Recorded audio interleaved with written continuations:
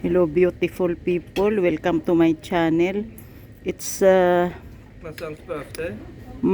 it's our son is Vin Eric's 31st birthday, kaya nandito kami ngayon sa Korinamnam Indian restaurant kasi mahilig siya ng Indian foods. Hindi lang Indian, Japanese at saka kung ano-ano pa. Yan yung in-order niya, mixed. Mayroon lamb curry, mayroon yung sugpo. Nagumpisa na kasi siyang kumain kanina pa. Pagkatapos may chicken.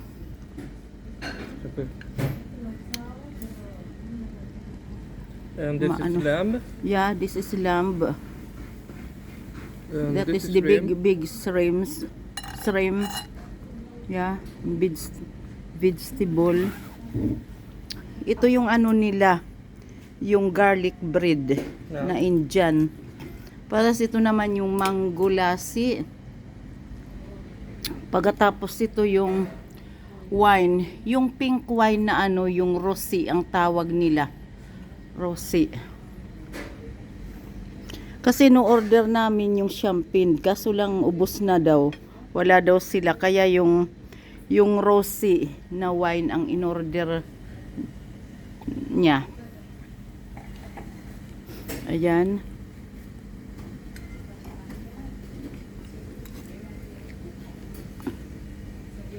Tingnan mo naman, birthday yan na naman yung paborito niyang damit ang sinuot na na nga, yung sobra na talaga siyang sira na. Dapat itapon na. Ayaw talaga itapon. Ang dami-daming damit ni Sven Eric. Kung anong paborito niya, yun lang talaga ang gusto niya. Yung jacket nga niya, yung zipper, sira na.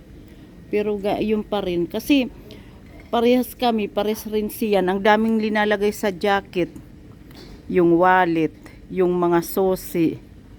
Pagkatapos, yung telephone. Kung ano-ano pa na linalagay. Kaya, kailangan yung mga jacket namin may mga bulsa. At saka gusto niya yung may zipper kasi nga naman baka malaglag yung kung ano man yung nandiyan dyan sa loob.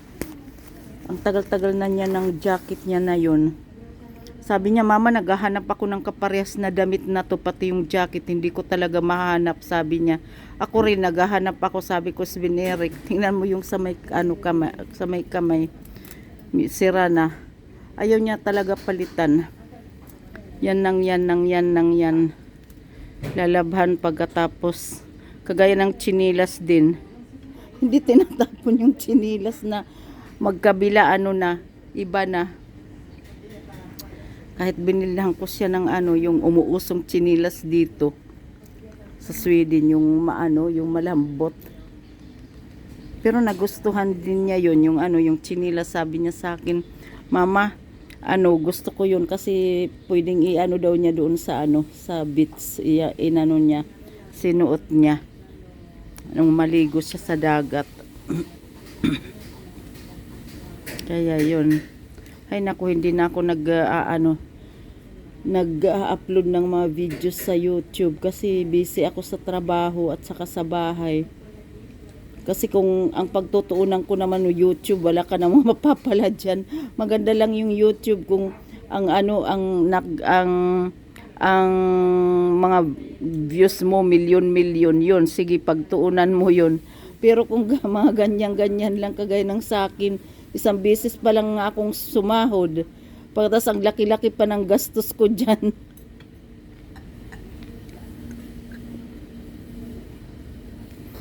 Kaya mas mabuti pang magtrabaho na lang.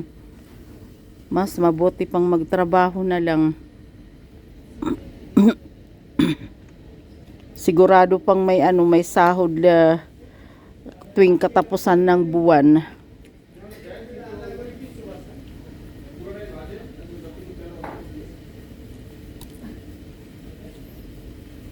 Si Sven Eric gustong-gusto niya yung mga Indian foods. Gusto din niya yung Japanese. At saka kung ano-ano, kahit Filipino foods, gusto naman din niya.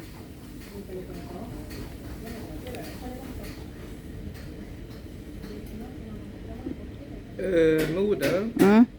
I Sverige, jag tror det finns någon filippinsk restaurang. Jag har aldrig sett na. Nagtatanong siya kung mayroon daw Filipino. Yeah, yeah, Det kan är väldigt niche och sånt Yeah. där. Nagtatanong siya kung may Filipino restaurant daw dito sa Sweden. I Sabi ko, Helsingborg kanske? yeah, evidently. Sabi ko wala akong nakita. Pero sabi nila nga na doon daw yung city na pinupuntahan namin sa Helsingborg na mayroon daw doon malit na restaurant. Mayroon daw ano sila tindang halo-halo pero hindi ko pa napuntahan yan. Evidently fact is for their Helsingborg dum sa at the finns där en liten restaurang. Men jag har aldrig sett eller har aldrig varit där. Man kan nog söka på internet på det. Yeah. Nagaano ako ng yung Vicks Candy kaya yung bunganga ko yung pagsalita ko ano iba. Gustong gusto niya tong ano garlic bread. Si Sven Erik.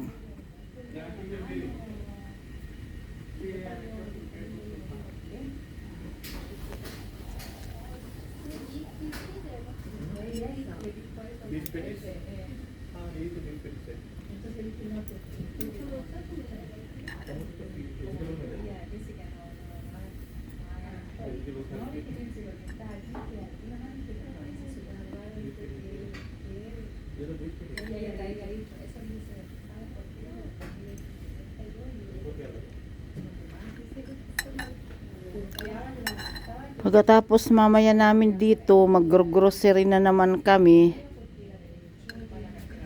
Mag-grocery na naman kami.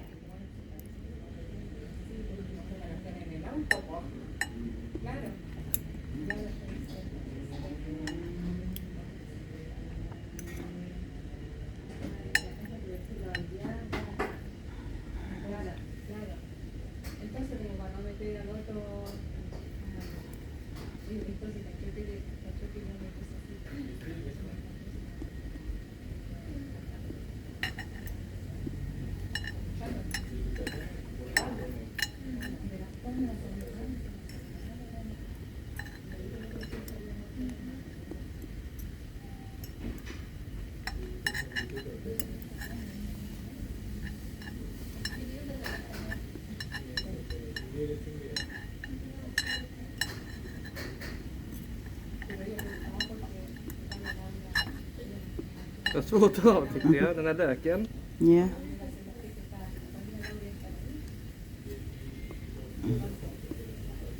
Du behöver inte ta din där andra. Gör du inte?